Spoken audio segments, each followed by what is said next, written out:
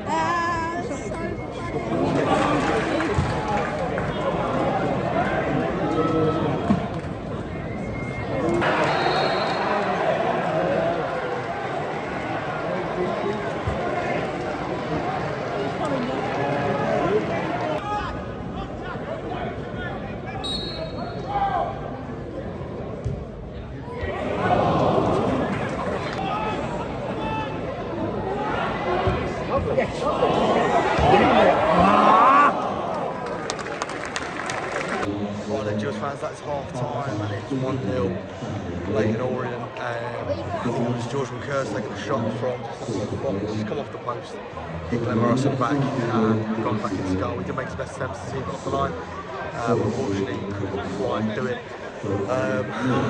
Has it been the reaction that I was asking for the game? No, it hasn't. I think we've looked good in passages of play, but nowhere near good enough, unfortunately. And again, to be fair, I don't think either side's been a better side today. I think we've looked better than we did at Grimsby. There's definitely been some positive attacking play. I think we are obviously no nickels in the sides. I think the game will probably benefit from Ashton Allison up front. Hopefully we see him in the second half. But overall, it's been okay, but not fantastic. I don't think we've had a chance to really chop at the keeper apart from the end of the first half. For me, it's probably our best passage of play. Apart from that, it's not looked great either way at this point. Apart from that, it's not looked fantastic either way at this point, unfortunately. But then again, Leyton Orient haven't looked fantastic either. Definitely, hopefully, a big second half coming for the Gills, and hopefully we see Ashton Allison. I think we definitely look more secure in the style of play. I think the football itself looks better than at Grimsby. Still don't look great as a whole. Another worrying sign today is Tim Dieng is obviously sitting in the stand and has a knee brace on, which is normally commonly used for sort of ACL injuries and injuries where you can't make your knee, keeps your knee in place. We've got one of them, so hopefully that's nothing too serious. But look, there isn't much else to report in the second half. Obviously Dave scored, Glenn Morris has made a few decent saves. I think we've looked okay, we haven't looked fantastic. Definitely looked better than Grimsby for me, and hopefully it'll be a much better second half. We have real full time. Other Gills.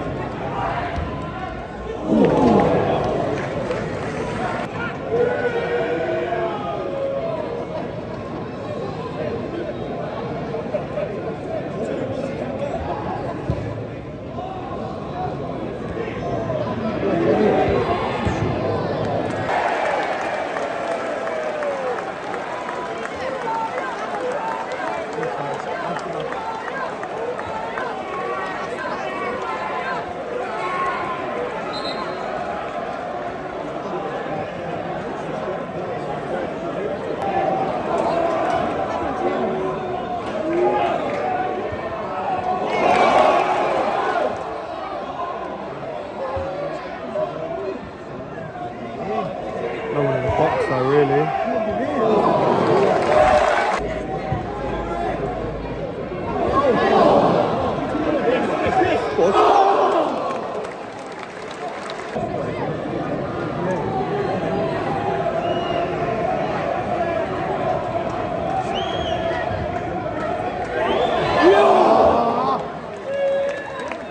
He's got to go.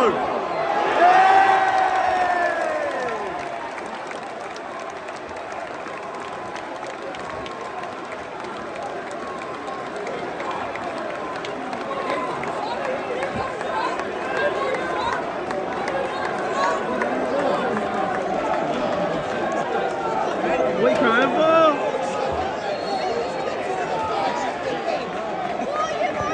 Prince Harry.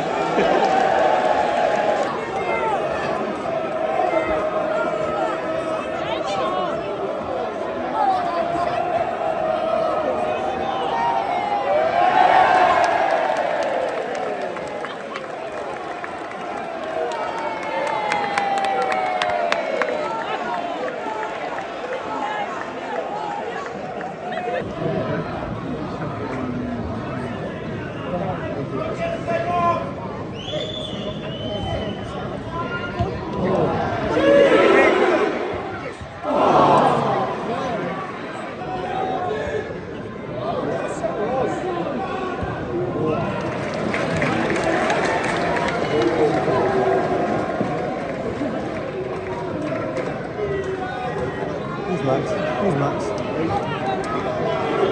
Backstick.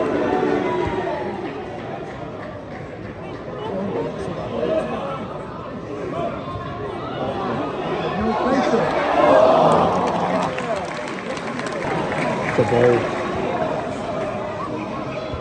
That's a ball. Really?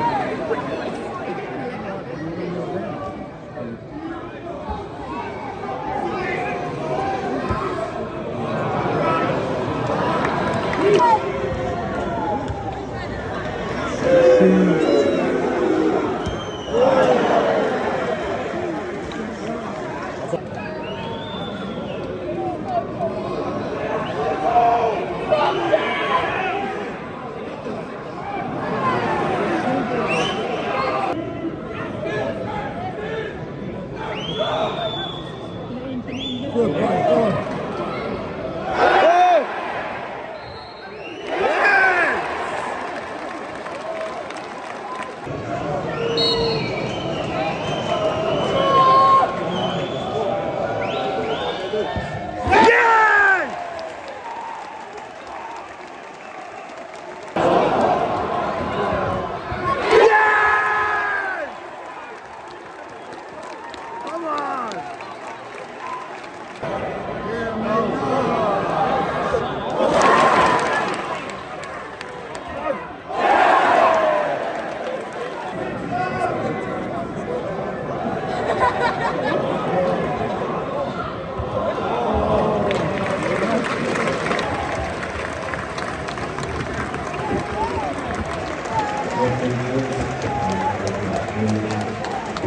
Right then, Gills fans, that's game over. And as I'm sure you know by now, and as you'd have seen in the clips, it did finish off 2-1 to the Gills in the end. We get back to winning ways, come back from 1-0 down in the end. Look, a lot happened in the game. 2 red cards for them. 1 for a scuffle off the ball, which I've seen. He sort of throws arms at Clark. Definite sending off there. And then the second, which we saw, which I could see, was a stamp on Macaulay Boone. They just sort of imploded. And then after that, Gills did what they had to do. I was sat behind the dugouts today, obviously because the Rainer men not being open. Which is why there's so much more footage from this one. It's a lot easier for me to record when I'm sat in a Medway stand, and also given it's not a league game, I'm able to sort of be less immersed in the football, so to speak, and have my phone sort of down on my leg. So I'm still watching the football. For those that are going to be like, oh, you shouldn't have your phone out of football, for those that are going to be like, oh, you shouldn't have your phone out of football, I'm a firm believer in that. And I'd only tend to record once I've lived the moment myself. However, today, because I was sitting down, standing up as well, I was able to record a lot more footage for you guys.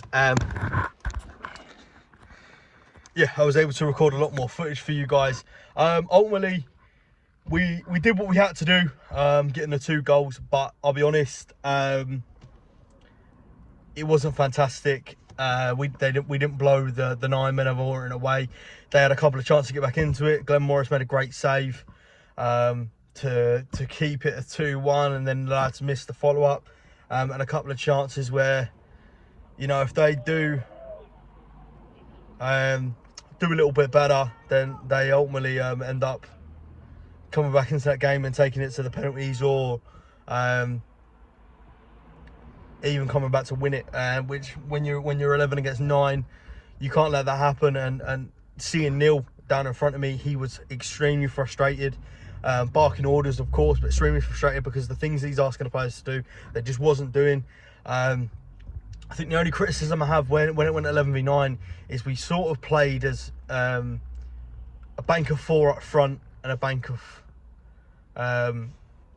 5 or so at the back.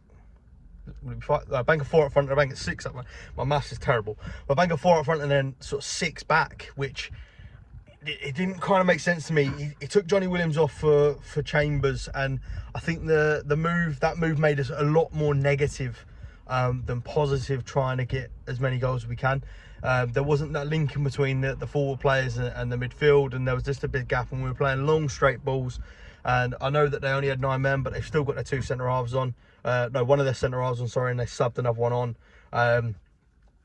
And Omar Beckles is fantastic in the air. So at the end of the day,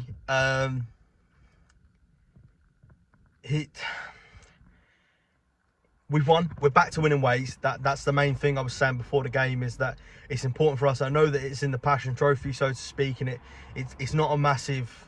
It wouldn't have been a massive disappointment if we lost, but to get off of that losing streak that we're on, the 3 games back to back, to get back to winning ways, we'd have lost that in 4 games back to back in League and Cup, and it doesn't look fantastic. It's not great for confidence. There was a lot of first team players involved in there. There was a lot stronger side than I think anyone expected to see, and for us to get back to winning ways and go into the Harrogate game at the weekend with a win, it's fantastic.